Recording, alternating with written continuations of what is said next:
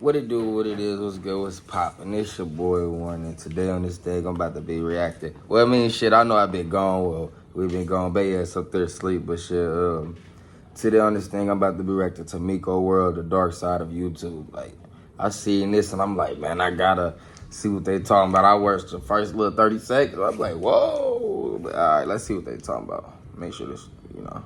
You gotta take off video down, I don't give a take off down, and you're not allowed to come back to New York City, bro. Y'all New York, man, y'all some man. I'll kill y'all, man. What's up? Pull up. We out here, Miko Worldwide. Miko Worldwide. Listen, I'm a grown-ass man, and I can admit when I'm wrong. You know what I mean? I can apologize for my mistakes. I spreaded some false rumors about you, man. And I know in the video I said that you forced yourself on a 15-year-old boy, and I was wrong. You know what I mean? And that wasn't true. Instead, you forced yourself on a 17-year-old boy. My bad. Next time, I'm gonna make sure that I get the facts straight. YouTube has been on fire since China Mac addressed criminal allegations against another YouTuber by the name of Miko. I'm like, I can't believe this even real, man. Like, I don't even know if this real or fake or what's going on. Like, I don't even know, but we finna find out real motherfucking quick. Yes, sir. Worldwide. Based out of Georgia, Miko's YouTube career dates back to 2019 when he started vlogging in the Dominican Republic before traveling to other foreign locations such as Thailand, Germany, and Colombia. But his last trip to Colombia in 2020 would gain national attention. Miko was arrested by Colombia's CTI, a law enforcement agency that partners with U.S. law enforcement when investigating, arresting, and deporting criminals. According to the CTI's website, Miko was located inside of a restaurant in Medellin, Colombia, and placed under the authority of migration pending deportation back to the U.S. The CTI stated, according to reports from U.S. authorities, Miko offered drugs to a 10-year-old, sexually abused a minor, and tied his feet and arms before putting him in a car's trunk. The attack occurred. I'm thinking like, this dude did all this and then he started a YouTube channel, like not thinking that people was gonna find out this shit about him. Dude, he gotta be a psychopath. In the state of Georgia in 2018. I mean, if the allegation's real, I'm not finna say that. I mean, unless niggas done uploaded, you know what I'm saying, the police reports and shit like that. I don't know. You know what I'm saying? I don't know. This shit crazy. I don't even know what to think. And for this fact, there is a conviction and an arrest warrant. The article also states in 2012, Miko was convicted for sexual crimes against another child under the age of 10 in Georgia. To evade the U.S., Miko left the country as a YouTuber where he traveled the world and shared videos of his charitable works. At the time, he had just over 30,000 subscribers. Because of his arrest in a foreign country, different international authorities began investigating whether his YouTube channel was a facade to contact children and adolescents for sexual purposes. Back in 2018, an Atlanta-based news outlet posted an article titled "Wanted: Meth Trafficking Assault Suspects Sought." Gwinnett County sheriffs were seeking 6 men, one of which was Michael Wolfgang Nickel, aka Miko Worldwide, who was wanted. That's crazy, dude. Ass look different as hell. Like, shit, he look old as hell in this picture, but on YouTube he look young as hell. Shit crazy in this world, boy. On charges of aggravated sodomy and aggravated assault. Over the next 2 years, Miko allegedly went on the run internationally before being captured, deported, and transported to the Gwinnett County Jail. According to an arrest warrant, between March 29th and March 30th of 2018, between the hours of 9 p.m. and 5 a.m., Michael Wolfgang. Who the hell named their kid Wolfgang? Like, crazy, right? Nickel committed the act of aggravated assault and aggravated sodomy within room 236 at the In-Town Suites Hotel. Ain't no more allegations. This real deal paperwork. This paperwork. Shit crazy. Michael Worldwide was accused of assaulting the victim with his hands by applying pressure to the victim's throat to choke him from behind while committing the act of aggravated sodomy. Now this is where I believe the Colombian authorities made a mistake. The charge in the arrest warrant for sodomy states aggravated sodomy with force and against person's will, or person less than 10 years of age. Nowhere in the actual warrant does it list the victim's age, but it does include the name.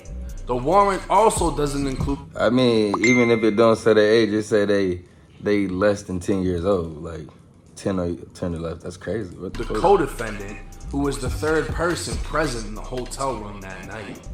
March 18, 2018, Miko, who was 27 years old at the time, was hanging with a friend named Ishwa Long, who was 22. According to Miko, Ishwa was on a dating app called Jacked, which claimed to be the most diverse community for gay, bi, trans, and queer people. Boy, these niggas making YouTubers look crazy, boy. And he traveling around to everybody hood. Niggas is on his ass, boy. Around the globe.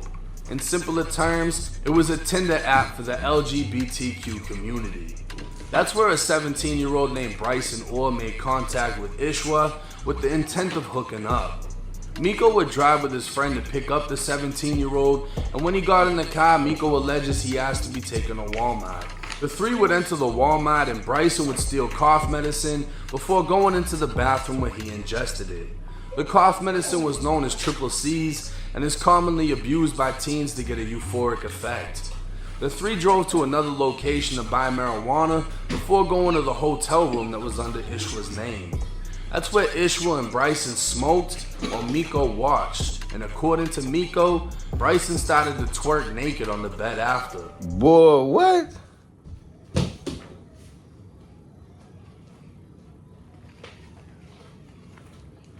Boy. That's when the three of them engaged in consensual sex. After they did what they did, they noticed 17-year-old Bryson was bleeding from his rectum. Bryson would clean himself in the shower before being driven home by Miko and Ishwa, who knocked on the door of Bryson's home, but nobody answered. Bryson decided to check his brother's car door, which was unlocked, so he sat in the car and waved Miko and Ishwa off. It wasn't until the next day when Bryson's mom returned home from an out-of-town business trip that Bryson claimed he'd been raped. He'd spent the morning and afternoon with his brother, but failed to mention anything about an assault. That same day, the Swanee police... See, that shit crazy, man. Man. What if they want to tell? I don't even know. It's crazy. Police department will respond to the hotel room, arresting 22-year-old Ishwa Long for aggravated sodomy. Police would arrive at Miko's parents' house, next to which Miko fled out of the back of the home, evading a police pursuit that involved canines. Within a short amount of time, he was able to disconnect his phone, abandon his car, and quit his loss prevention job. When contacted by detectives, Miko claimed there'd been a death in the family, and Miko would remain at large for the next 2 years until capture in March of 2020. Now, the victim claimed to have a much different experience with Miko Worldwide than the one Miko would eventually share in his defense. It turns out that all three men had met a month prior to this incident, and all three of them admitted to it. During that time, they'd smoke, and the victim gave oral sex to Miko, which would be used in Miko's defense as a clear indication of consent in a previous interaction. But in this interaction, the victim claimed to have blacked out. He started off by saying it was Miko. That boy Miko a wild man. That's all I got to say. Like, at the end of the day, that nigga wild. But in this interaction, the victim claimed to have blacked out. He started off by saying it was Miko who contacted him through the dating app using a fake name and profile picture. He asked if he wanted to do meth, to which he agreed. He admitted to stealing the cough medicine as Miko and Ishwa watched him take it in the bathroom. He stealing some shit that was set up for him to take. Boy, this is... And when they got back to the hotel room, they asked him if he'd ever smoked angel dust. He was handed a blunt he believed contained marijuana, which caused him to lose consciousness. As he came in and out of consciousness, he realized he was being choked from behind and sodomized by Miko. Bleeding from his rectum, he was taken to the shower in the hotel room before being driven and left on the porch of his home as he was unable to walk. A medical examination would find a 3 cm. Boy, they gang right that boy. That shit crazy. That nigga a grown man. They laced that boy in. Damn. Centimeter anal tear within his body. Ishwa Long, Miko's co-defendant, would end up taking a plea deal in the case for a lesser charge of cruelty, in which he admitted to throwing away the bloody sheets from the hotel room. The statement he gave the detectives would align with the statement given by the victim. The victim, who said he was raped, would say he required Miko and Ishwa to wear condoms, which shows initially he consented to sex. But what he didn't consent to was waking up only to be choked unconscious by Miko, who was penetrating him. With Miko in the county jail without bond, Boy, that nigga Miko, boy, that nigga's a wild ass, that nigga wild. Miko's defense would file a motion for bond When he get in jail, that nigga either gonna have fun or they gonna get his ass. reconsideration. Initially, it was determined Miko posed a flight risk, as he'd obviously been captured in another country and the courts were aware of his YouTube channel. A fugitive report would state that after he was captured, Miko engaged in a physical altercation with customs or an ICE official in Colombia, causing him to have to be removed from the plane that was extraditing him and resulting in Gwinnett County having to pay for a private plane to bring him to the US. During that flight, Miko would brag about his channel and his freedom while having warrants for his arrest, causing his bond to be denied. Boy, that nigga looked real fruity at that picture. I ain't gonna lie. Defense would argue that Miko had been in jail for over 6 months without incident. Miko had been attacked by an inmate but did nothing to defend himself other than stopping the inmate from further harming him. His defense would say Miko fled the country in fear of punishment for the crime he was accused of, but he had no intention of fleeing again.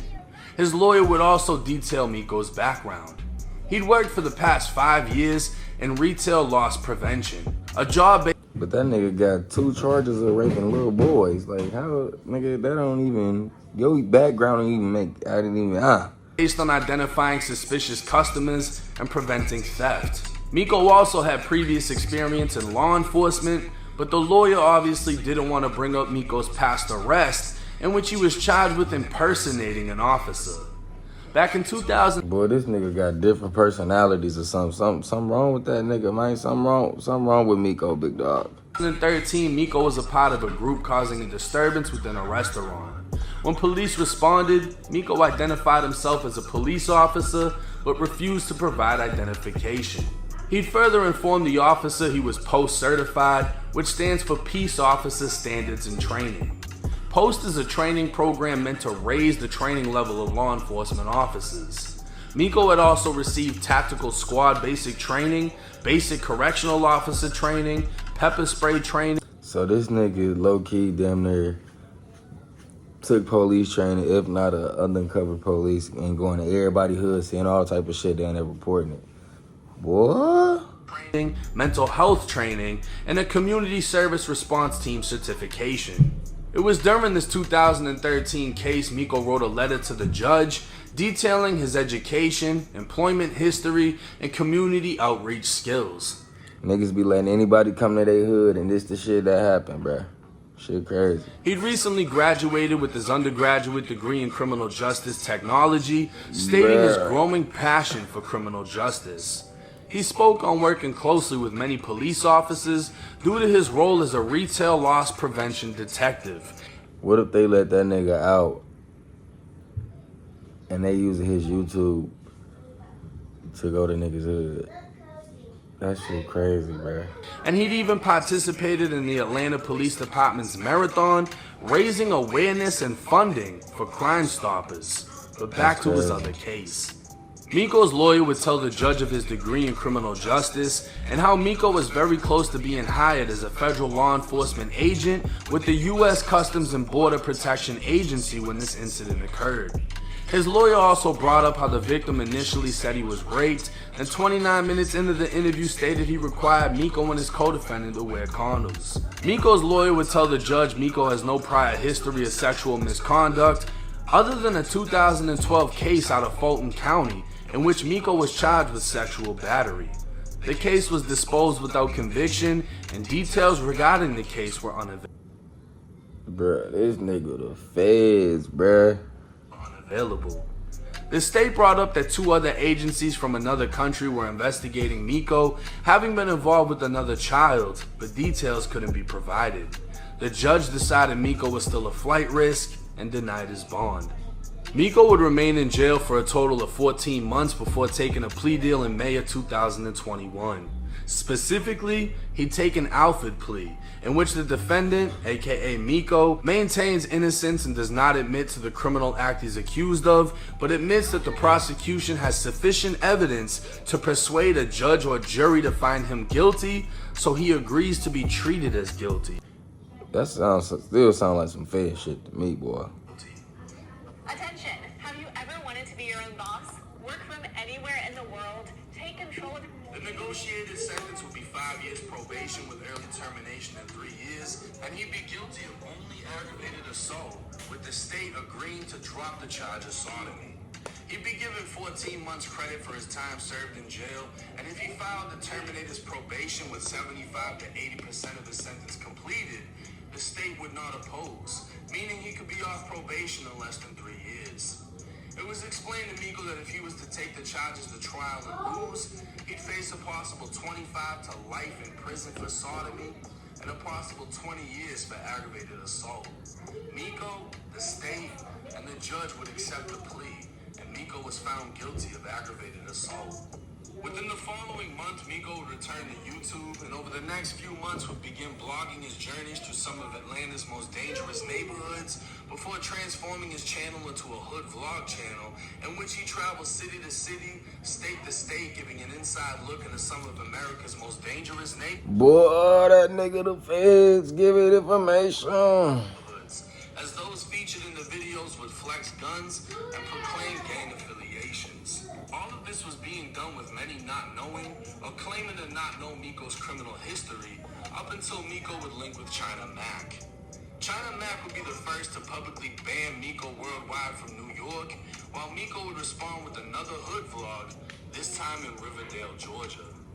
Hey man, China Mac, hey, let's shout out China Mac, man. Fuck you, nigga, man.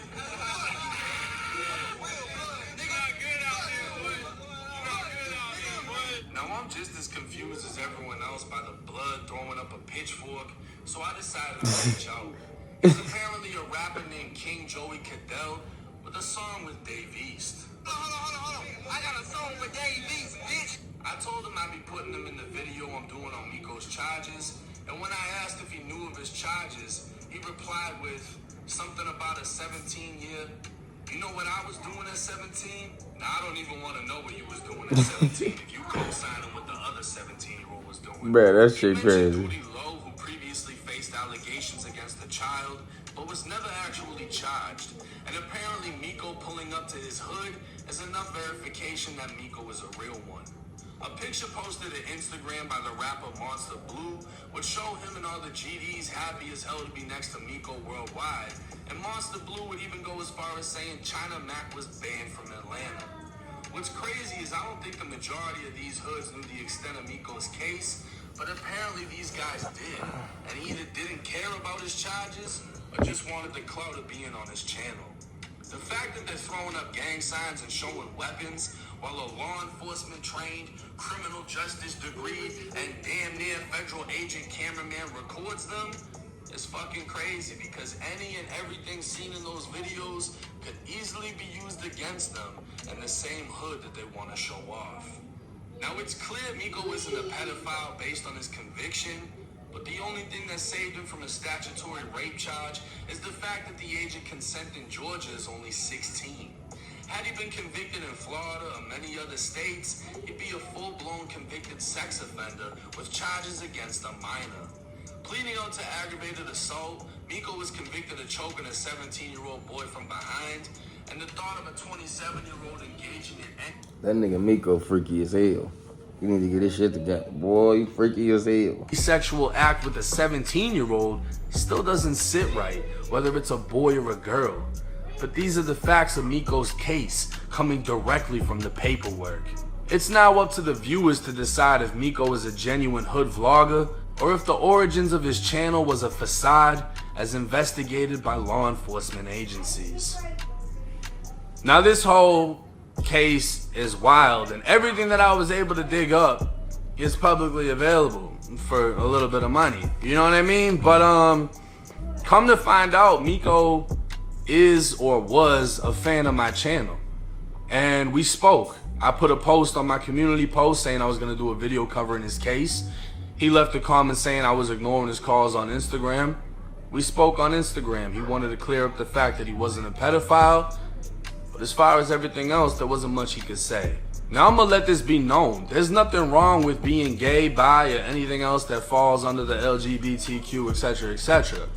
Nothing wrong with that. But transparency is everything, right? When you're just telling people you beat a case and you pled out, you're not telling people the full gist of what the case actually was.